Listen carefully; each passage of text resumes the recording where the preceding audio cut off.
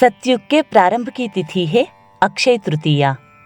वर्तमान में हम कलयुग में बैठे हैं, जो 4,32,000 वर्ष का होता है। इससे दोगुना द्वापर युग कहलाता है, जो इससे पूर्व बीत गया। कलयुग से तिगुना त्रेता युग कहलाता है, जो उससे पूर्व बीत गया। और चौगुना सत्ययुग कहलाता है, जो उससे भी पूर्व बीता था। इस प्रकार 43,20,000 वर्ष की एक चतुर्युगी हुई। यह हमारे कैलेंडर का एक पैमाना है। ऐसी 71 चतुर्युगियों का एक मनवंतर होता है और ऐसे 14 मनवंतरों का एक कल्प। सृष्टि के एक क्रम में ऐसे 7 कल्प माने जाते हैं।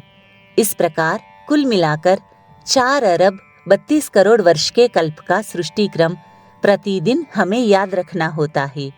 इतनी बड़ी काल यात्रा से हमारा मन प्रतिदिन जुड़ा रहता है। वर्तमान में जो कल्प चल रहा है उसका नाम है श्वेतवाराह और जो मनवंतर चल रहा है उसका नाम है वैवस्वत। इस मनवंतर में 27 चतुर्युगियां बीत चुकी है, 28वीं चल रही है। इतना बड़ा कैलेंडर याद करने वाले मानस में यह प्रश्न उठना स्वाभाविक है कि अमुक कल्प या अमुक मनवंतर या अमुक युग किस दिन शुरू हुआ होगा। इस जिज्ञासा का समाधान करने के लिए संस्कृति के इतिहासकारों ने 3 प्रकार की तिथियां खोज निकाली है: युगादि, मनवादि और कल्पादि। चतुर्युगी में युगों का क्रम महत्व की दृष्टि से ह्यास का क्रम है। सतयुग सर्वाधिक पुण्यशाली युग माना जाता है, त्रेता उससे कुछ कम, फिर द्वापर और कलयुग अवर कोटि के माने जाते हैं। इसी दृष्टि से त्रेता युग के प्रारंभ की तिथि पुण्यतिथि मानी जाती है, जिस दिन किए हुए धार्मिक कार्य अजर अमर हो जाते हैं, अक्षय हो जाते हैं।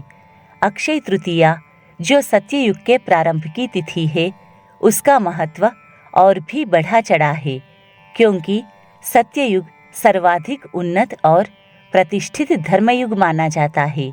इसलिए इस दिन किया हुआ दान या किया हुआ पुण्य अक्षय रहने वाला माना जाता है।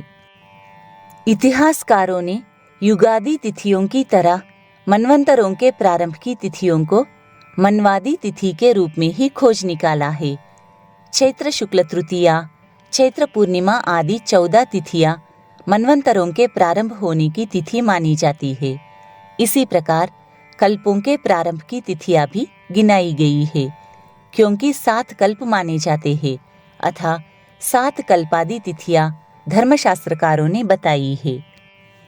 इनमें वैशाख शुक्ल तृतीया एक कल्प के प्रारंभ होने की तिथि भी है। इस दृष्टि से अक्षय तृतीया का दोहरा महत्व है। वह युगादि तिथि भी है और कल्पादि तिथि भी।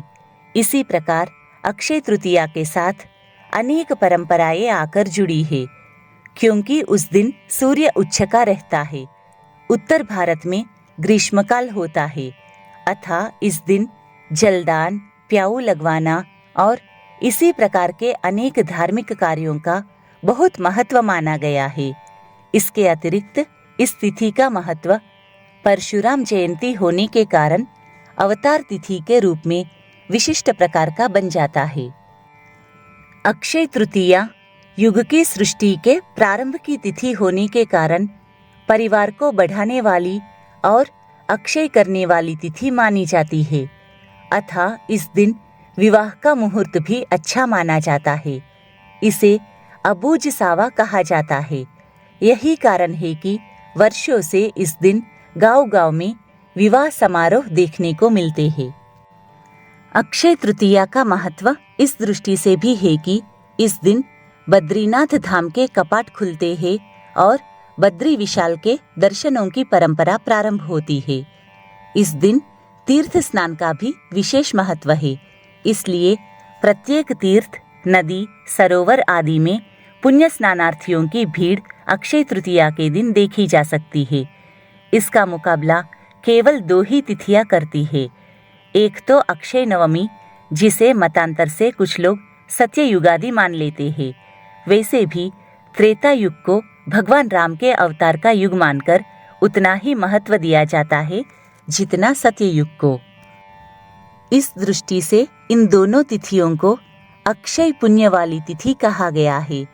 इसी प्रकार चैत्र शुक्ल प्रतिपदा को 7 कल्पों, 14 मनवंतरों और 71 चतुर्युगियों सहित पूरी सृष्टि का आरंभ करने वाली तिथि माना जाता है।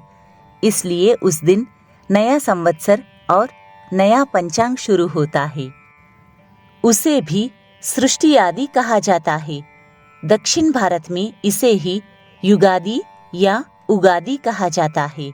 इस प्रकार ये 3 तिथियां सृष्टि की विराट काल परिधि के चिंतन से हमें जोड़ती है और इस बात की प्रतिवर्ष पुनः पुष्टि कर जाती है कि हमारी संस्कृति का चिंतन किसी युग विशेष, क्षेत्र विशेष या धारा विशेष से जुड़ा नहीं होकर विराट है, विश्वजनीय है और व्यापक है।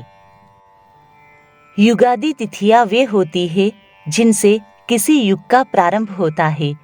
उदाहरणार्थ यह माना जाता है कि कलयुग का प्रारंभ माघ शुक्ल पूर्णिमा को होता है, द्वापर का भाद्रपद कृष्ण त्रयोदशी को, त्रेता का कार्तिक शुक्ल नवमी को और सतयुग का वैशाख शुक्ल तृतीया को।